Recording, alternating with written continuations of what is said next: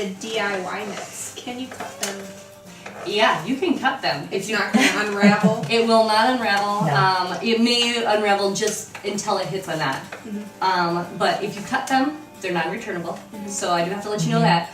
But yeah, a lot of people will get, you know, the 10 by 10 and make 4 feeders out of it. You know, you can use DIY knitting for pretty much any application you want to use. Measure twice, cut once. Right. And right. measure and give yourself a little excess because netting moves differently. You know, I mean, we have our netting on the diamond. If you want something on the square, which is a square means that it's not going to move its shape. Okay? Diamond means it's going to be flexible and it's going to take in any shape. That's why we do diamond, because It'll all work for is round- not the same. Yeah, it'll work for round bells or square bells. But if you have one that's sewn like a soccer netting, or it's going to go on a frame or something like that, that is usually sewn on the square, which is a lot more expensive because there's a lot more waste with that at the manufacturer, and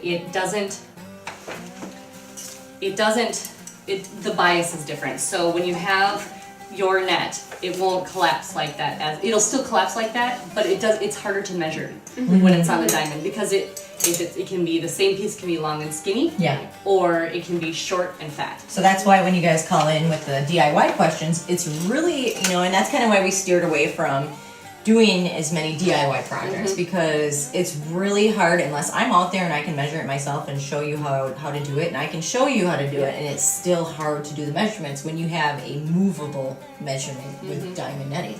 And so that's where we just kind of go, you got to kind of take it out there and work with a little bit before you cut it. So can you make custom orders with your DIY nets? With the DIY nets, well, you take this one, Chris. So as we've grown as a company, we've done a lot of different things to try and meet everybody's needs. And so a lot of times in life, you know, you do that and you are a people pleaser, right? So we would do these different things, and what I found is that I would be spending, 3-4 hours on one person's project. And so when I really started to realize how important and precious my time was and how expensive my time is, it actually gets way more expensive for me to create your feeder. So what we've done is we have tried to make as many videos of attaching our nets, our standard nets, to feeders, existing feeders. And we've tried, because our nets are made on the bias and sewn on the bias, they will take any shape. So typically they're gonna attach to any feeder.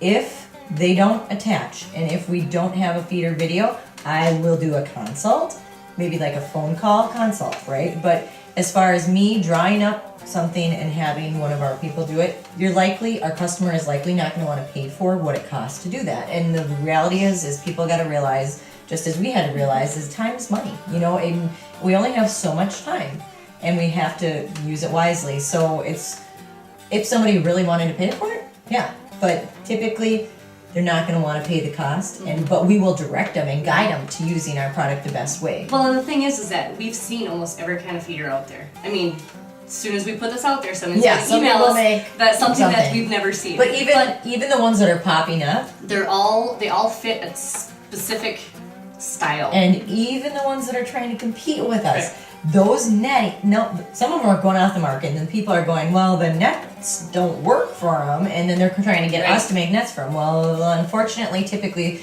in that case, these feeders that stretch and go tight and wind up net, they're dangerous. They're dangerous. More movable parts you have with horses, the more chance you have for incidents. Yes. And it's just going to be that way typically with anything with animals. More movable parts, more chance there are for things to get caught in them, whatever. And especially with netting.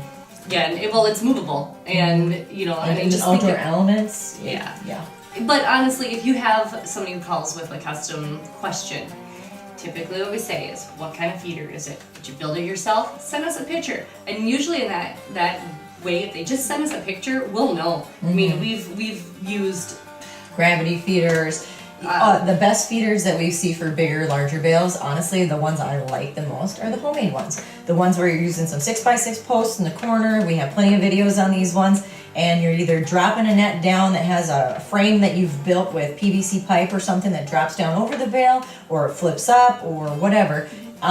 Those are the best ones. And those are, use our 6x6 or 4x4 nets typically. Yeah, typically. So then you don't even have to have a custom net for that. Right. And if we have something that'll work for you, you know, It's gonna be cheaper. It's gonna than- be cheaper because it's already made. It's Yep. not gonna cost our time to consult and to make sure that there's something that works for you.